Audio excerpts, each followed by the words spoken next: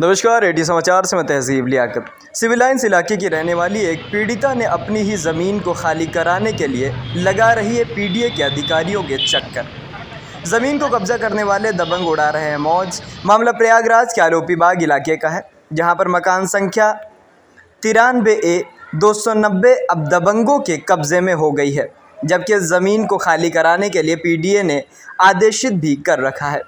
PDA के द्वारा विपक्षी गढ़ को नोटिस भी जारी किया गया है, जिसमें कहा गया है कि 30 दिन के अंदर स्वयं ज़मीन पर बनाए अवैध मकान को ध्वस्त कर कार्यालय को सूचित किया जाए।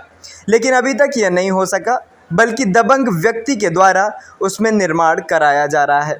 वहीं पीड़िता माया राज चौरसिया ने आरोप लगाते हुए बताया कि ये ज़मीन मेरे पति राजकुमार चौरसिया के नाम है, जहां पर समीर मिश्रा नामक एक व्यक्ति द्वारा 2022 में कब्जा कर लिया गया है, जिसकी सूचना लगातार पीडीए को दी जा रही है। पीडीए ने इस मौके पर कार्रवाई करते हुए भवन एवं खाली पड़ी ज़मीन को सील कर दिया और समीर मिश्रा के खिलाफ एफआईआर भी दर्ज कराई। लेकिन समीर मिश्रा सील के बावजूद भी उस ज़मीन पर काम कर रहा है, जबकि पीडीए के ध्वस्तीकरण की तारीख 11 जून को रखी थी।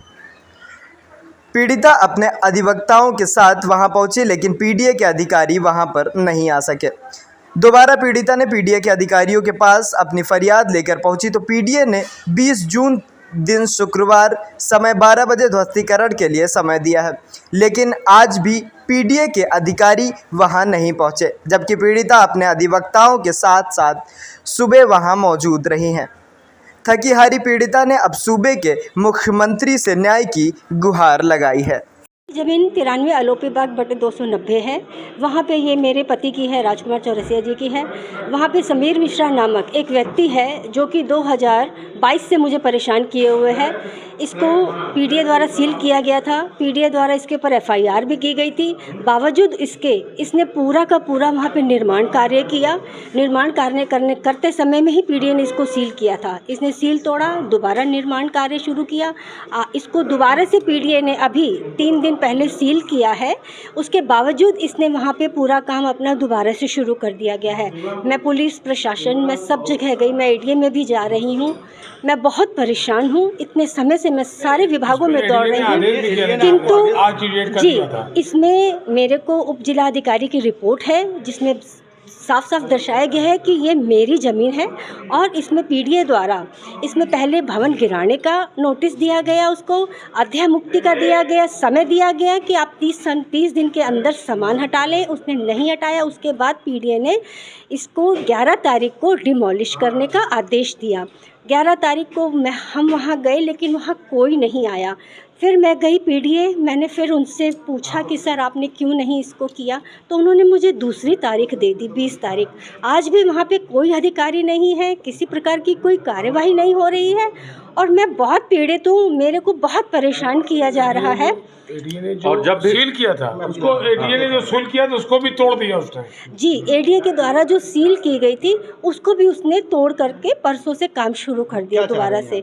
जी, मैं ये चाह रही हूँ कि जो ये मेरी ज़मीन पे अवैध निर्माण करा करके अवैध कब्जा किया गया है, उससे मेरी ज़मीन को मुक्त किया जाए और हमें इस समीर मिश्रा नामक व्यक्ति से छुटकारा दिलाया जाए, जो हमें हर तरह से प्रताड़ित कर रहा है और मेरा पूरा परिवार बहुत परेशान है इस चीज़ पर। योगीनाथ जी से, महाराज जी से विनम्र प्रार्थना है, कृपया जो व्यक्ति आपकी सरकार में रह करके आपका नाम खराब कर रहा है, आपके नाम का दुरुपयोग कर रहा है, कृपया उसको संज्ञान में लें और मुझे न्याय दें। मेरी आपसे हाथ जोड़ करके विनती है योगी जी, कृपया मेरे इस प्रकरण को आप देखिए और इसके ऊपर संज्ञान लेकर के कार्यवाही करिए। अति कृपया होगी आपकी।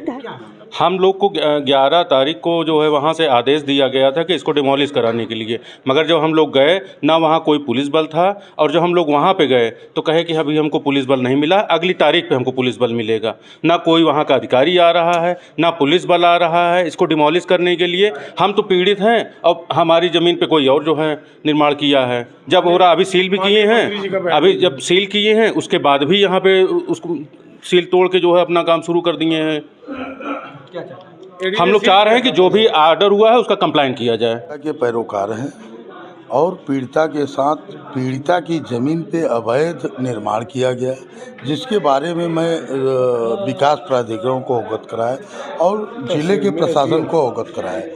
जिला प्रशासन के जो है आदेश जांच पे एक आदेश हुआ, जिसमें पीडीए द्वारा ध्वस्तीकरण का आदेश किया गया। ध्वस्तीकरण का आदेश 11 तारीख को था।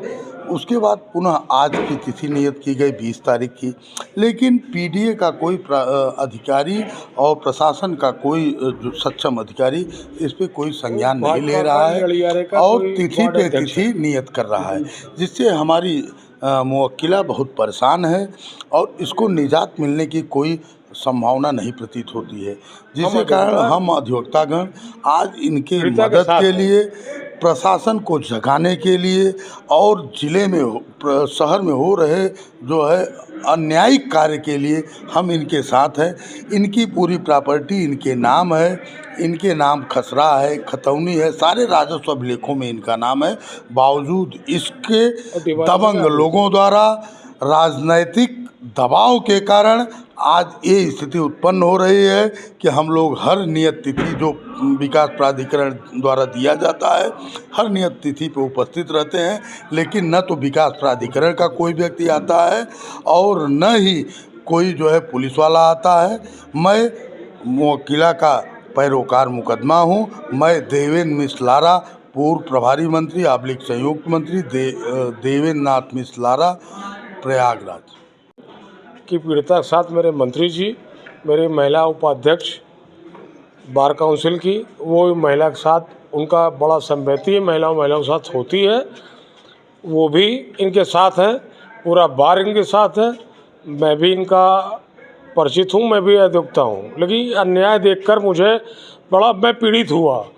इस शासन में ये हो रहा है जो कि एडीए प्रशासन डीएम का आदेश का पालन नहीं हो रहा है। आज तो खाली कराने के लिए टीम आने वाली थी भाई, डिमोलिशन करने की टीम आने वाली थी।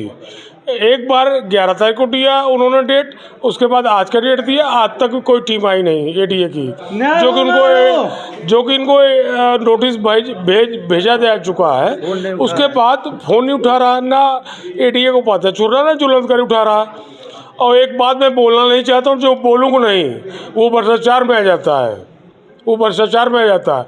लेकिन हम लोग न्याय के हैं, हम लोग न्याय के वकील हैं, हम लोग न्याय करते हैं, हम लोग अन्याय करने के लिए नहीं जाते हैं। जो मेरा आदेश है, जो मेरा पालन करना है, कंप्लाइन करना है, वो कंप्लाइन ना शासन कर रही ना प्रशासन कर रही है। गरीब महिला है, कभी जीवन में उसके बाप दादा ने उसको ज़मीन दिया है, उस पर अवैध निर्माण कर लिया है लोगों ने, ये गलत बात है।